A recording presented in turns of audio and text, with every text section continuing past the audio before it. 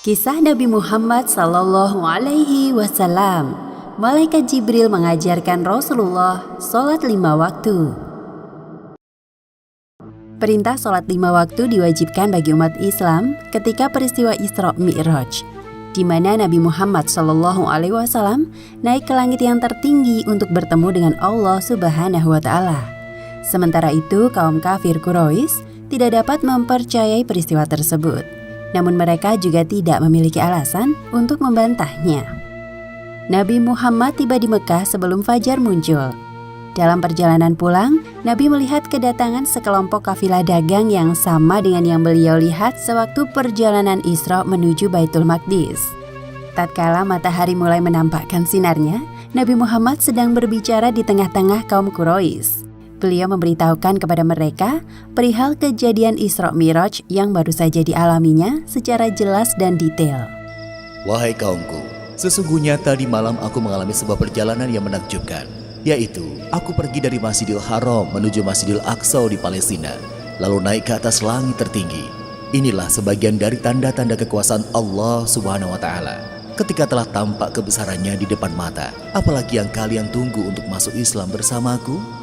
Ucapanmu terdengar tidak masuk akal, wahai Muhammad. Mana ada orang yang melakukan perjalanan ke tempat yang begitu jauh hanya dalam waktu 1 malam? Ya, aku juga tidak mempercayaimu, dasar pendusta. Engkau tidak pantas menganggap dirimu sebagai nabi jika membual seperti itu. Wahai Muhammad, bisakah engkau menceritakan tentang wujud Baitul Maqdis itu agar kami memiliki gambaran yang jelas? Allah Subhanahu wa Ta'ala menampakkan rupa Baitul Maqdis ke dalam ingatan Nabi Muhammad. Maka beliau dapat menyebutkannya secara detail seolah-olah para penduduk Mekah sedang berada di sana.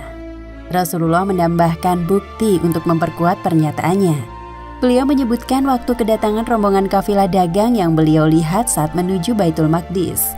Bahkan Rasulullah juga memberitahukan tentang rombongan kafilah sebelumnya yang mendahului rombongan kafilah dagang tersebut. Sayangnya hanya sebagian kecil dari kaum Quraisy yang mempercayai perkataan Nabi Muhammad. Kebanyakan dari mereka memilih untuk menghindar dan membantah dalam hati. Setelah peristiwa itu, beberapa orang dari kaum kafir Quraisy mendatangi Abu Bakar. Mereka mencoba menghasut Abu Bakar terkait berita Isra Mi'raj. Percakapan antara kaum kafir Quraisy dan Abu Bakar sebagaimana yang disebutkan dalam hadis yang diriwayatkan oleh Imam Hakim dalam Al-Mustadrak nomor 4407 dari Aisyah radhiyallahu anha.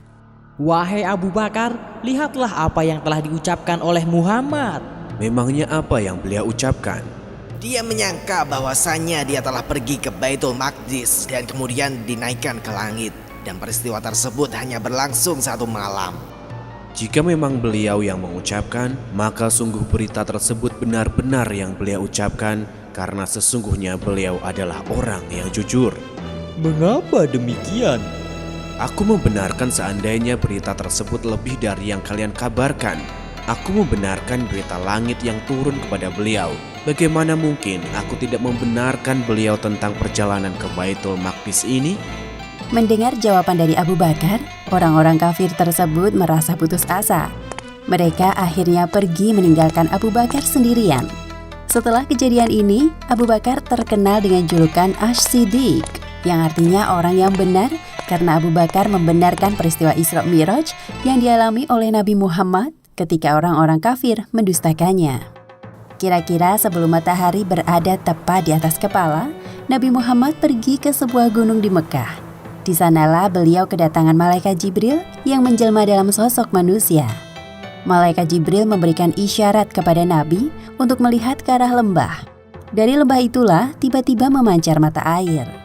Wahai Muhammad, aku akan mengajarimu bagaimana cara berwudu dan sholat, agar setelah ini engkau bisa mengajarkannya kepada para pengikutmu. Selesai berwudu, Nabi Muhammad diajak Jibril untuk melaksanakan sholat. Pada hari pertama, waktu sholat zuhur adalah posisi matahari tergelincir ke arah barat. Jibril mengajarkan tentang bacaan sholat, jumlah rakaat sholat, gerakan sholat, dan apa saja sholat yang wajib dilakukan sehari semalam. Sholat yang pertama kali diajarkan oleh Jibril kepada Nabi adalah sholat zuhur. Tiba waktu asyar, Jibril datang lagi dan memberitahukan kepada Nabi Muhammad bahwa saat ini adalah waktu sholat asyar, yaitu ketika bayangan suatu benda sama persis dengan panjang benda tersebut.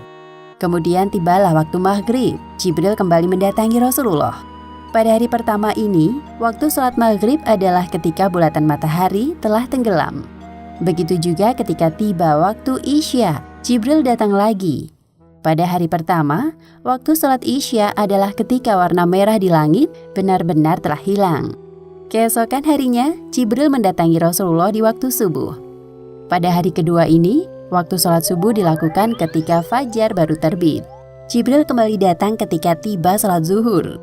Pada hari kedua, mereka melaksanakan sholat zuhur di akhir waktu, ketika panjang bayangan benda sama dengan bayangan benda itu sendiri. Saat tiba waktu asyar, Jibril mendatangi Nabi Muhammad. Pada hari kedua ini, waktu asyar adalah ketika panjang bayangan 2 kali lipat lebih panjang dari benda itu. Pada hari kedua, waktu sholat maghrib sama seperti hari sebelumnya, yaitu dikala bulatan matahari telah terbenam. Kemudian Jibril datang saat tiba waktu sholat isya. Pada hari kedua ini, mereka sholat isya lewat tengah malam. Dan pada hari ketiga atau hari berikutnya, Jibril datang untuk mengerjakan sholat subuh bersama Nabi. Ketika itu posisi matahari mau terbit, warnanya sangat menguning. Setelah melakukan sholat wajib selama 2 hari berturut-turut dengan sedikit perbedaan waktu, tibalah saatnya bagi Jibril untuk memberitahu Nabi Muhammad tentang batasan waktu sholat.